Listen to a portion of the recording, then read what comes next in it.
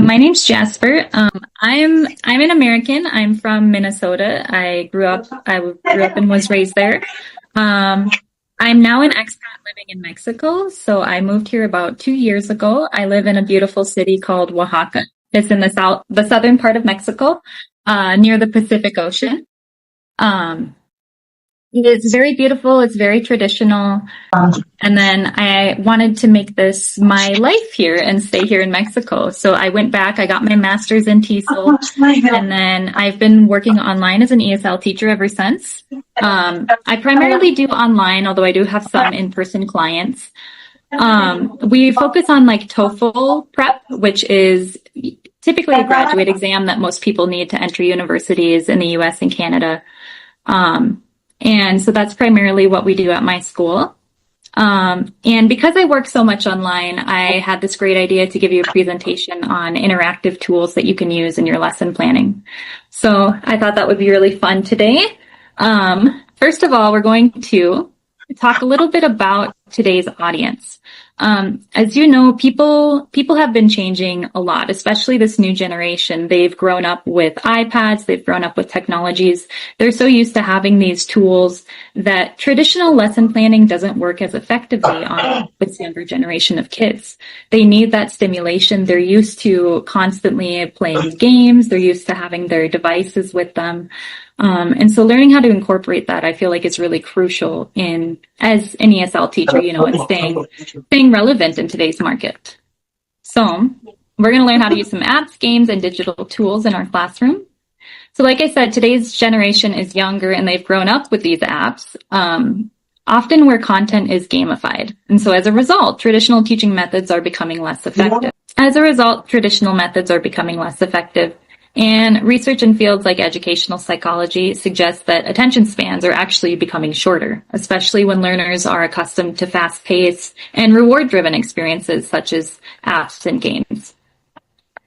All right, so to remain competitive, because we all know that the ESL market is very competitive, I think educators need to rethink and elevate a little bit their lesson planning. So that means integrating elements like interactivity, immediate feedback, clear progression, and goal-based activities. These are commonly found in, language apps like Duolingo, but you can also implement them in the classroom using a chart system or using a goal or just using the classroom whiteboard. For example, if I wanted to go into Google Classroom here, not Google Classroom, Zoom Classroom, and take a quick toll, that's something that we would be able to do and receive immediate feedback from students on what they like and what they don't like. So gamified strategies as well, such as point systems, challenges, storytelling, and rewards can also significantly increase the engagement, motivation, and retention of students. All right. So in short, modern ESL instruction needs to move beyond static lessons and evolve into dynamic learning experiences that align with how today's learners process information and stay engaged. So first, we're going to start with one of my favorite. We're actually going to do this together. So if everyone has a mobile device, or I'll send the link in the chat too, so you can try it that way. So this is one of my favorite websites. It's called Kahoot. There is a premium version, but you don't have to pay for the premium. I just use the basic version, which is free. And you go in here, you create your questions, you plug in the answers. It's very, very user-friendly. You create a whole game, and then you click Host Live. My students love this. They ask to play Kahoot like almost every single day.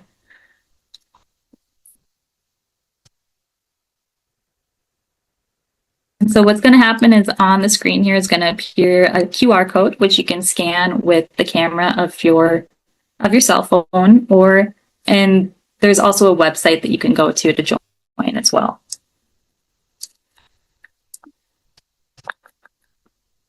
All right. So if you're on your computer, you can go to www.kahoot.it and enter the game pin, which is up here, 5924136, or just scan the QR code with your cell phone.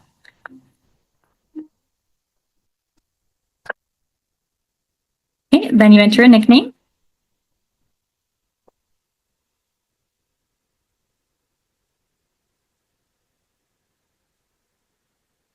All right, we got one player. Awesome.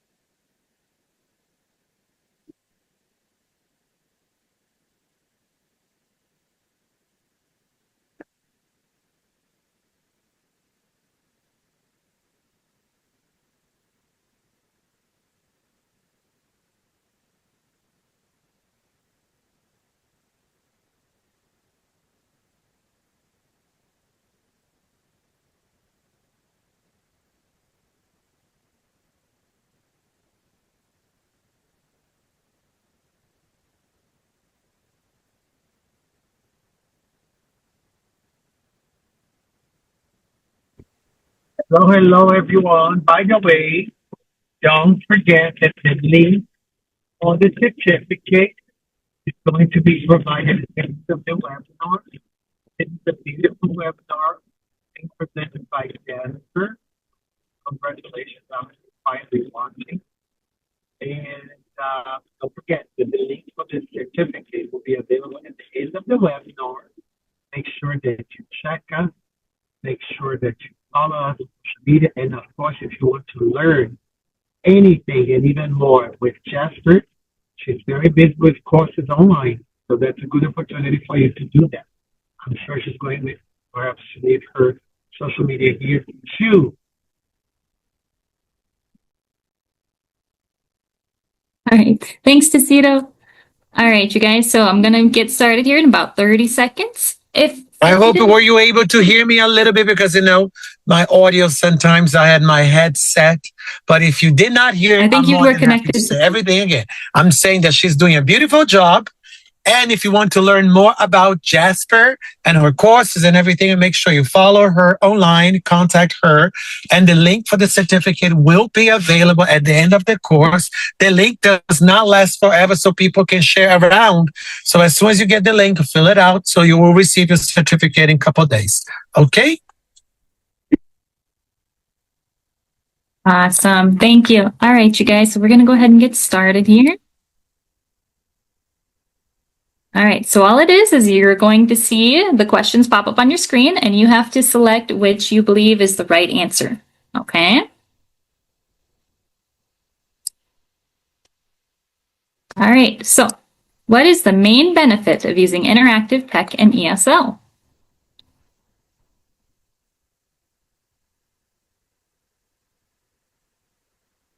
Saves teacher time, increases student engagement, eliminates homework, or replaces the teacher.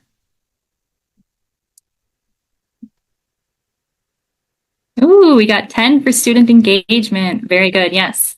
All right, let's go on to the next one. Okay, and SI took the leaderboard. Well done. All right, which skill can technology support most effectively? Listening, speaking, reading, all of the above.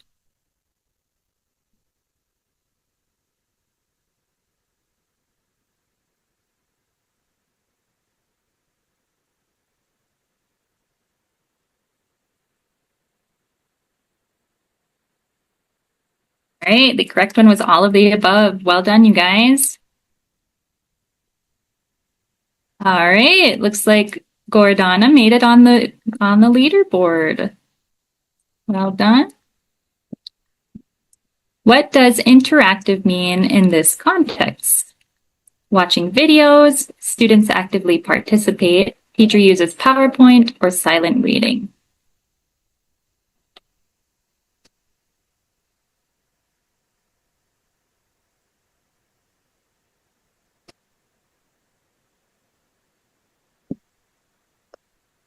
Students actively participate. Yes.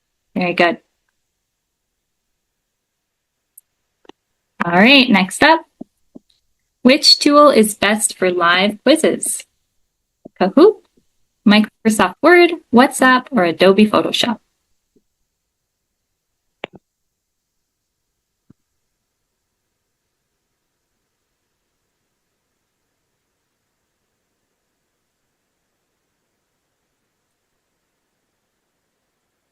Yes, Kahoot is one of the best live quiz platforms. I'm going to show you a couple others though too later. So which platform allows collaborative boards? Padlet, Zoom, Excel, or Notepad?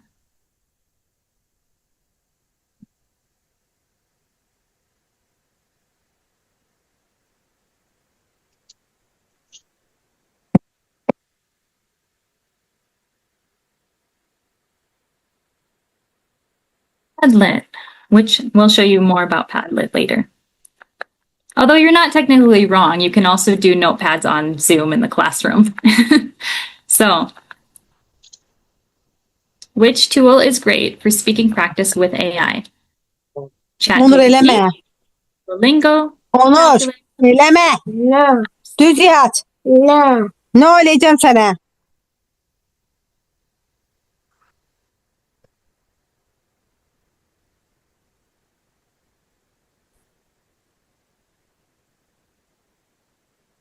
All right, ChatGPT actually is really good for that.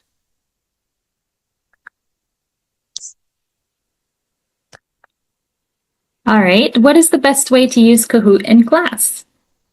Only at the end, as a punishment, for review and engagement, or to replace all teaching?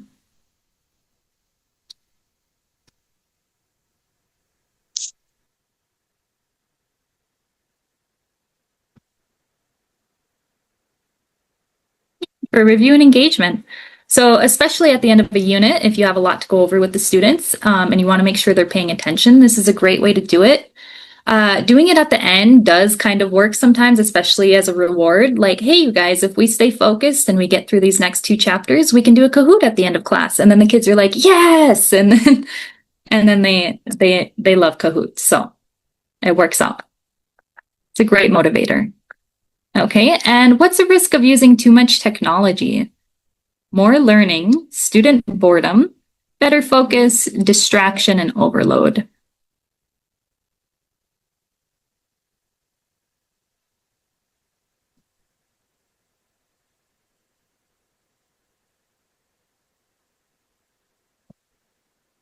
Yes, distraction and overload. Unfortunately, with some of these games, technology is not 100% foolproof. So sometimes when it doesn't work out, it can be very frustrating. Also, yeah, like getting the kids into the game and to join the game can sometimes take a lot longer than anticipated. Just to get them to join the classroom virtually even can be a struggle. But once they get the hang of it, they typically can join the second or third time pretty fast. So just allot yourself a little extra time, maybe the first couple times you use these in your classrooms. All right, so which activity promotes speaking? Watching videos, reading silently, interactive role play using apps, or copying notes?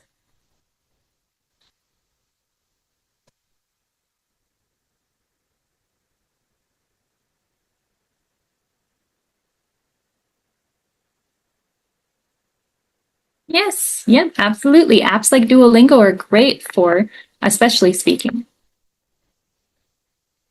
All right, your students are shy. What technology can help the most? Anonymous polls, long lectures, paper worksheets, speeches only.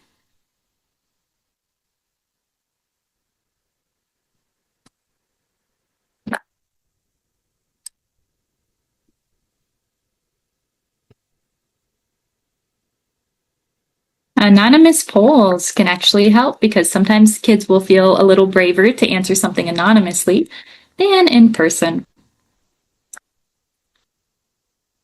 Okay, you want quick feedback? What should you use?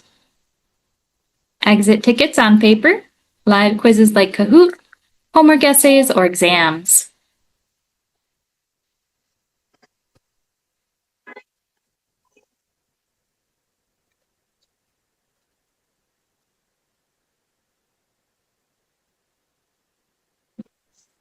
Yes, live quizzes like Kahoot. Awesome job, you guys. Students have low internet. What's best? Heavy video streaming, VR platforms, online games only, offline friendly apps, or simple tools.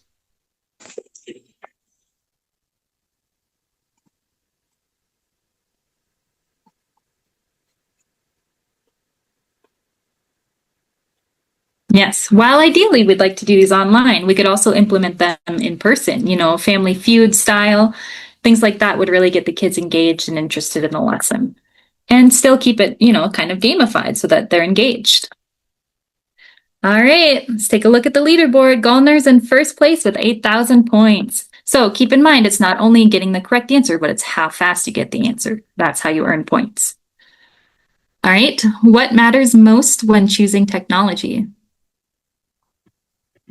It looks cool, it supports learning goals, it's popular, or it's expensive.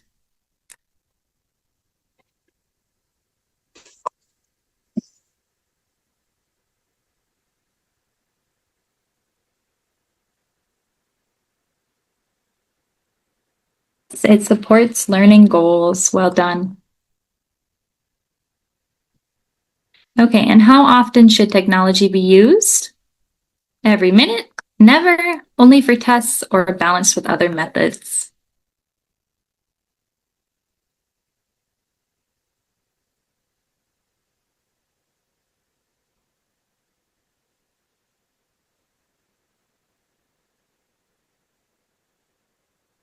Yes, yeah. Balance it with other methods. Okay, Gallner's still in first place. And what is the teacher's role with technology? Facilitate learning, replace themselves, do nothing, or observe?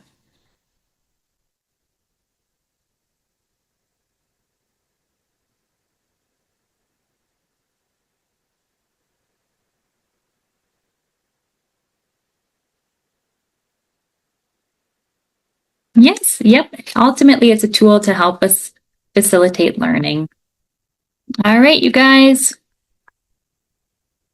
In third place, taking bronze, ASOL, well done. In second place, ASOL number 2.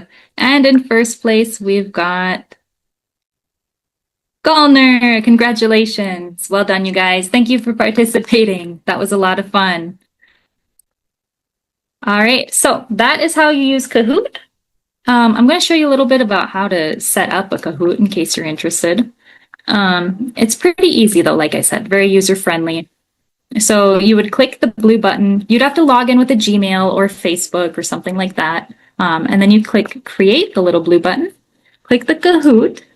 You can also do a story, which is kind of like a cool comic book where it talks back to you.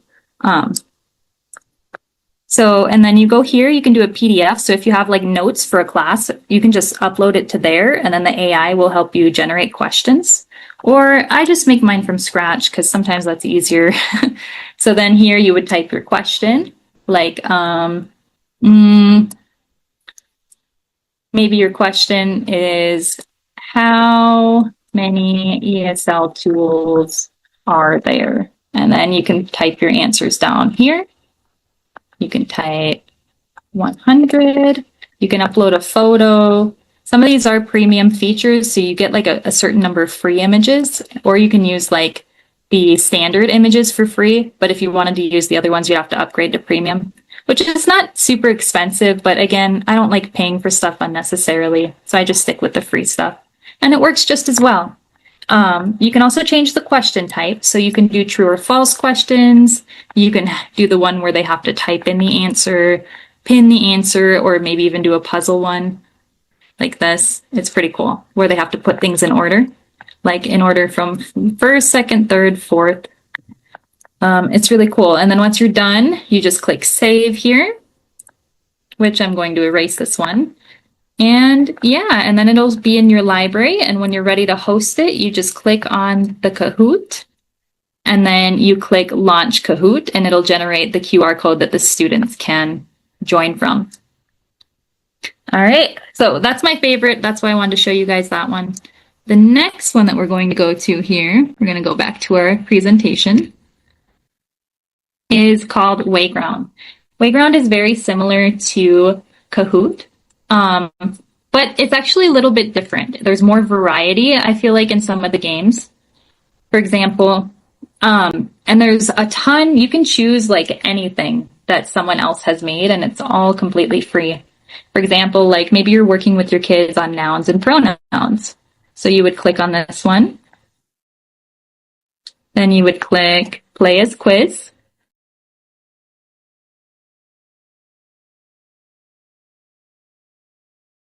And just like in Kahoot, it'll generate a code that the students can join from. Play live. And you'll have to log in with like a Gmail account.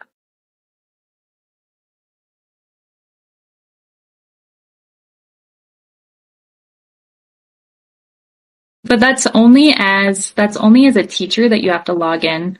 If you're playing it from the student side, it doesn't require the students to log in. So in order to host them, you have to sign in with some kind of Gmail. And then you can do Classic or Mastery Peak. The kids really like Mastery Peak. So what that is it's like a little map, and each time you get a question right, you move up a level. And you can set the difficulty at 80%, 90%, 100%. So if you select 100%, though, they have to get all the questions right before it'll move them up to the next level. So I try to keep it like at a happy medium, about 80%, because that can be really frustrating, especially for younger kids. And then in between the questions, it'll have the kids doing activities too. Like there's one called SWAT Attack where they have to swat a bunch of mosquitoes, and it just gives them like a little break maybe from the academic stuff and just a chance to, to be kids and to mess around a little bit. So Wayground's a great one. We can click start on this just so you guys can get a taste for it. If a couple of you want to join for a couple minutes so I can show you how this works, you'll go to joinmyquiz.com, then you'll enter the code, which is 874940, or scan the QR code again with your phone.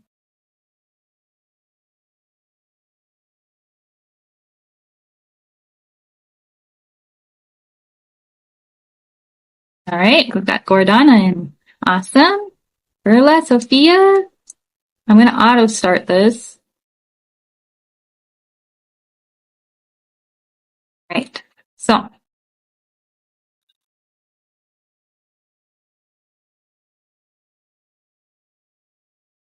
it'll ask you questions. You answer the questions. When you beat a level, it bumps you up to the next one. Okay, so you see how the students are moving here?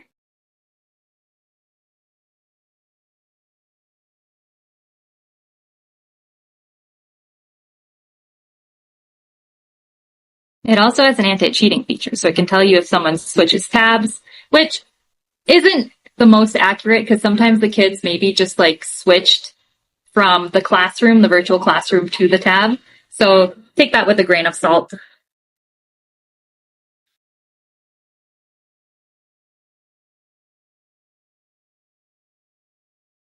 Yeah.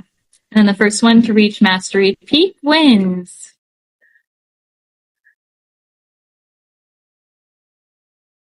Over here, you can see all the stats, the reattempts. I'm going to end the quiz here soon in about 30 seconds, so I can kind of show you how to navigate the results and things like that.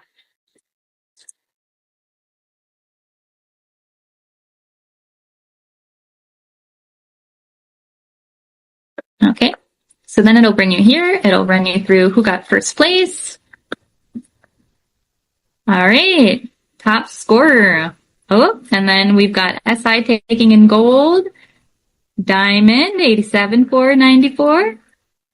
Berlin, SI, most obstacles survived. All right, so then down here you can see exactly which questions the students were struggling on, and maybe you can kind of do a review with them on the ones that they missed, and answer any specific questions that they have. All right. So Wayground, Kahoot, those are my two favorites. Continuing on, there's another website that I like. It's called WordWall. It's honestly just like online games, but a lot of people publish ESL content on there. So I wanted to show you guys that one. Again, completely free. You just search on here, for example, maybe past habits. So maybe they're working on the past tense. You want to work on that with them. Typically, I'll divide them into like 2 groups or a team. If it's a smaller class, then everyone just plays for themselves. So when I was young, we blank in a big house in the countryside. So we would live, we used to live, or we lived in a big house in the countryside. And then you'll have the kids, especially if you're on Zoom, just tell them to like raise their hand. If anyone wants to raise their hand, you know how to do that feature. All right. Awesome. Okay, we got 1 vote for used to live. Anybody else? Savannah? All right, Seville says also used to live. And let's plug it in. Submit. That was correct. Well done, you guys. Okay. So, as you can see, it's a lot of fun. And there's a lot of different games, not just fill in the blank. Like, there's also wheels. The kids really like the wheels. So I'll put something like this on, and then I'll spin it, and they have to speak about the topic for a certain number of minutes. Or this one, for example, could be like sentence starters. So, she is from San Diego, and then the students have to continue with the story. So that's a fun one too. Back to our presentation here. We've also got ESL games. Those are very similar to Word Wall. Let me show you here.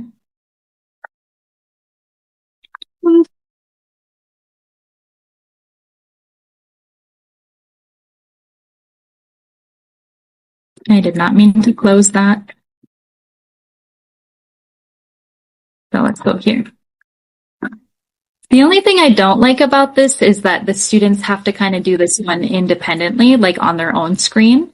It's a little more difficult to do in a classroom setting, but it can be used as a reward system for students. So you click here, you go to where it says ESL games. And then there's a lot of different things, like you can do spelling games, you can do hangman games. The kids love hangman. And that's an easy one that you can all do together. So you can do play now.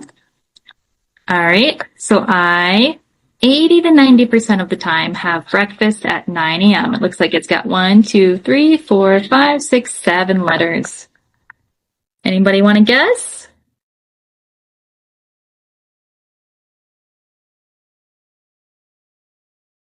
Let's think about our quantifiers. Maybe like often, rarely, never, seldom. What one would be 80 to 90% of the time?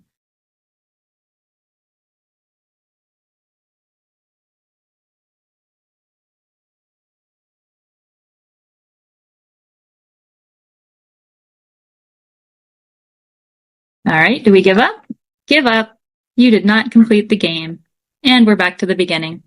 All right, so those are ESL games. Uh-oh.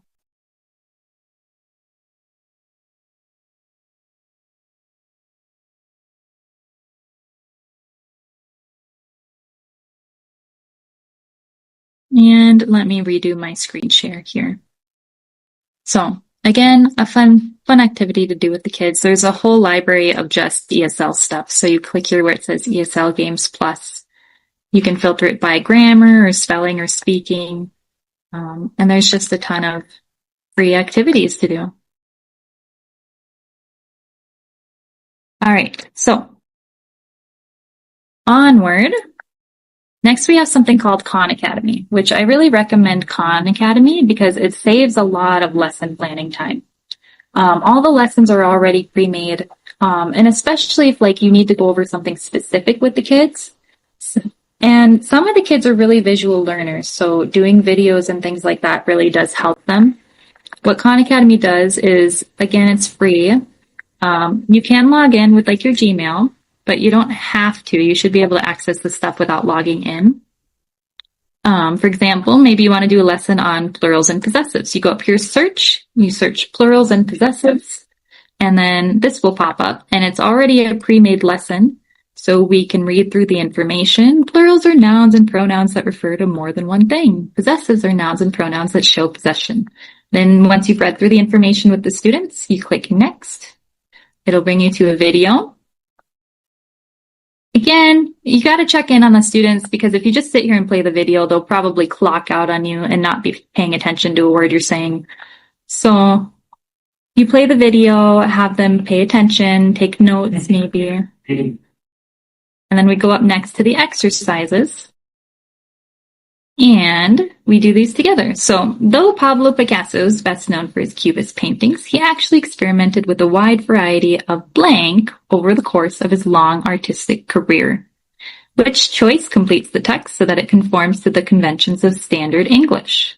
Styles and mediums with apostrophes, styles and mediums with no apostrophes, styles and mediums with an apostrophe on medium, or styles, apostrophe, and mediums.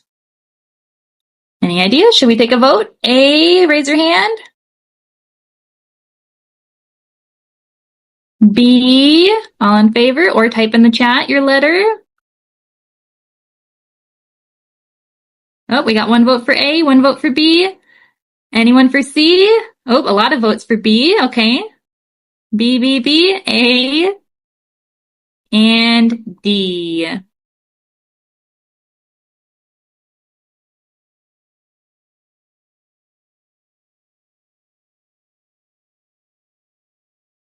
All right, so most votes was B, so we're going to check that.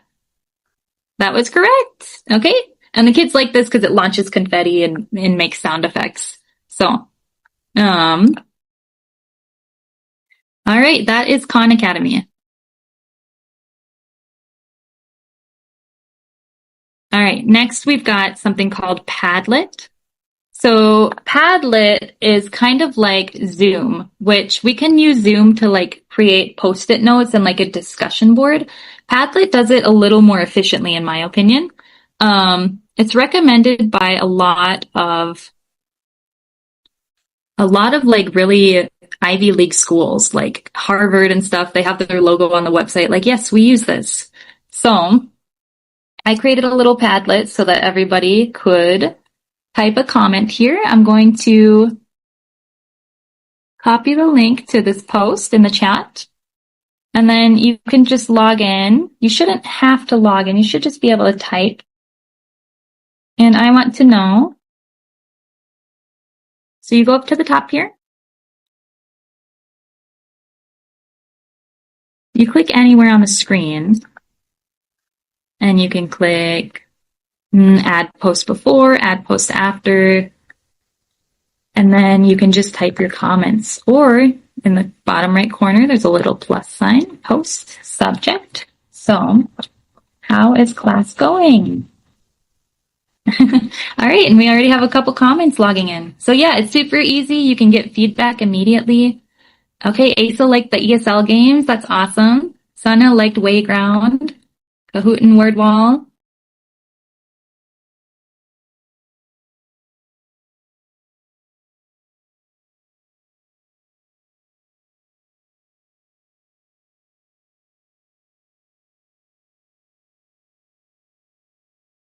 Very cool. And you see how even in a huge classroom like this, we can all interact with one another, respond to comments, things like that. So it's really, really an awesome tool. All right. Yes, a lot for Kahoot. See, I told you would like it. It's my favorite.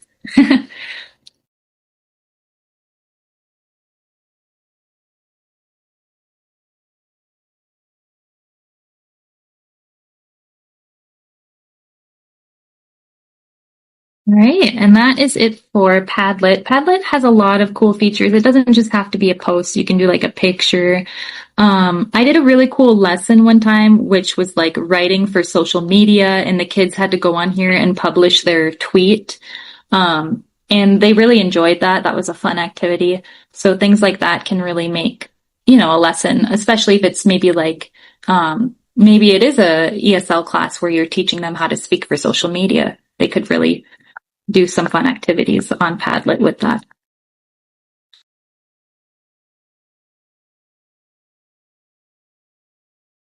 Right, so back to our presentation here. We've got a couple more and then we will open it up for questions. So Quizlet is also another one. So lots of people create flashcards on here. You can create your own flashcards.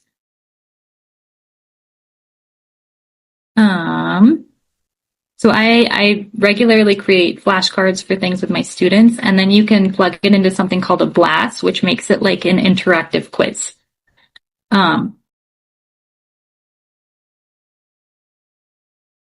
So for example, maybe you're teaching them nouns, you're teaching them about the house. So this is the living room. You're teaching them about the bathroom. And then you're teaching them about the kitchen, so forth and so on. Once you've gone through the flashcards a few times with them, you go down here, you click blast. It shuffles it into like an interactive quiz. Again, you'll get another QR code to join that.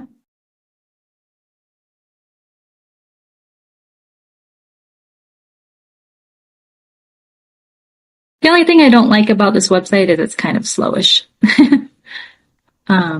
But it's typically not too bad.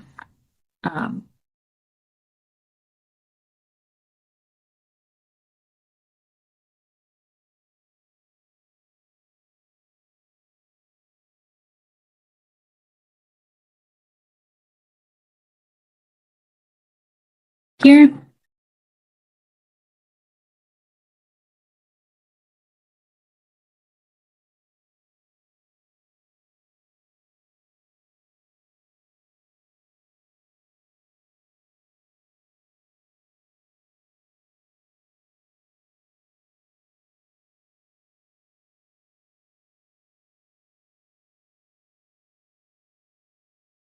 And log in with a Gmail, but that's only if you're doing it as a teacher. The student shouldn't have to. All right, you can also do quizzes, like make it multiple choice quizzes like this. And then start tests. You only get one free test per set of flashcards, though, and then it wants you to upgrade to premium. So keep that in mind. I'd only use the tests like for studying.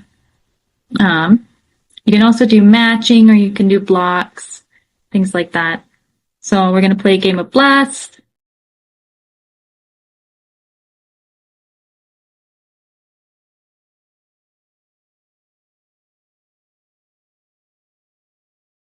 Okay, so the answers are going to appear here on the screen, and I have to shoot it with my clicker. So microwave, click on the picture of the microwave, boom. And you can have a large group of students playing this at once, which makes it more competitive. So bedroom, there's the bedroom, boom. Bathtub, that's a bathtub. Faucet, there's a faucet. And curtains, and so forth and so on. All right. So that's it for Blast. I'm going to close this tab because, again, it does make your computer a little bit slow. But if you load it ahead of time, you don't have as many issues.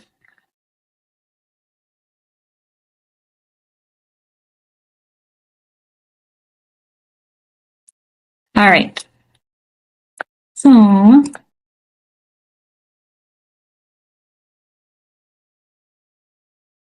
lastly, a couple more tools I wanted to go over with you, which we are running out of time. So I'm just going to go through them quickly.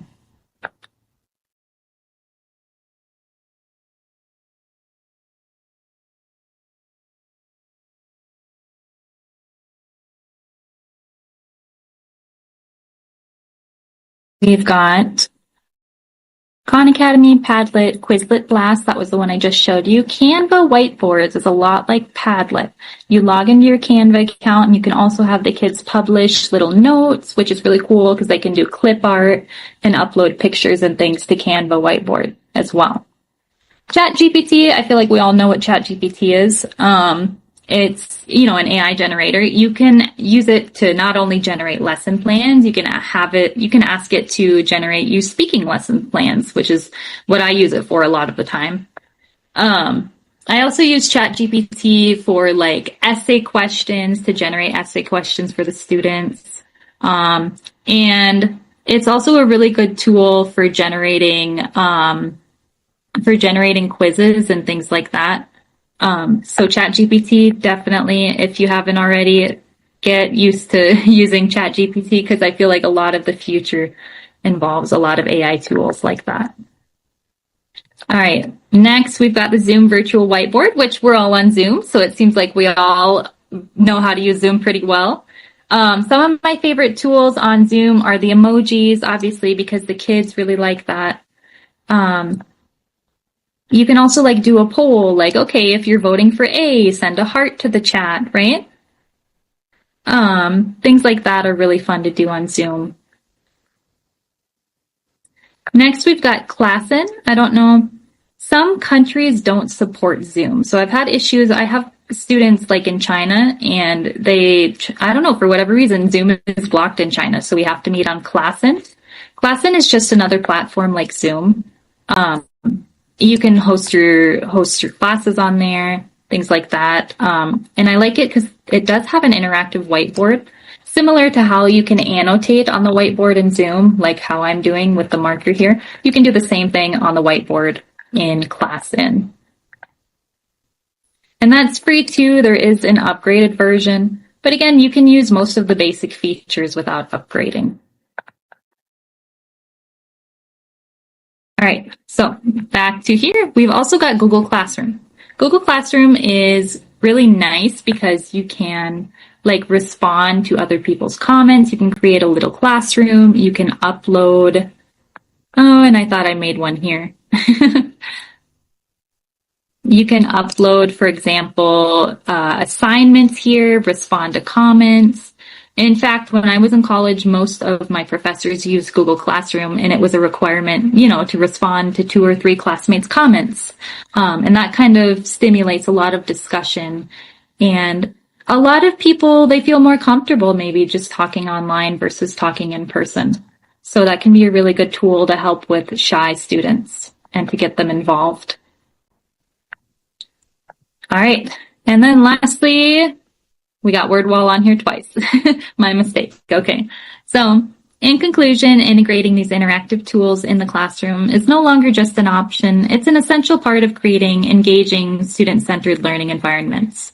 As we've explored in this webinar, these tools can transform passive lessons into dynamic experiences, encourage meaningful participation, and support diverse learning styles. Whether through live polls, collaborative platforms, or gamified activities, interactive technology empowers learners to take a more active role in their language development. However, the effectiveness of these tools depends not only on the technology, but on how thoughtfully they're implemented. As TESOL educators, remember that our goal is to align these resources with clear learning objectives, ensure accessibility, and maintain a balance between innovation and pedagogy. By starting small, experimenting with different platforms, and reflecting on what works best for our learners, we can gradually build a more interactive and inclusive classroom. Ultimately, the use of interactive tools allows us to foster communication, creativity, and confidence, which are key elements in successful language learning. So thank you all for coming, and thank you for your participation. I had a lot of fun. I hope that you'll use these tools and reach out to me if you have any more questions on any of them, okay?